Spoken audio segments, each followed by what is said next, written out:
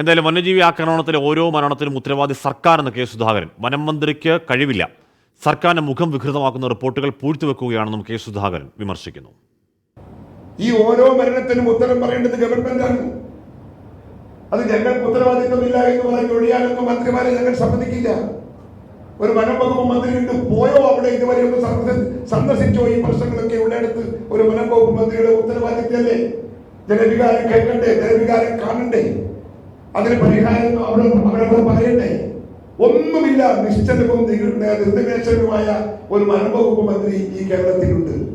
ഒന്നും ചെയ്യാൻ അദ്ദേഹത്തിന് കഴിവില്ല, പ്രാപ്തിയില്ല, അറിവില്ല.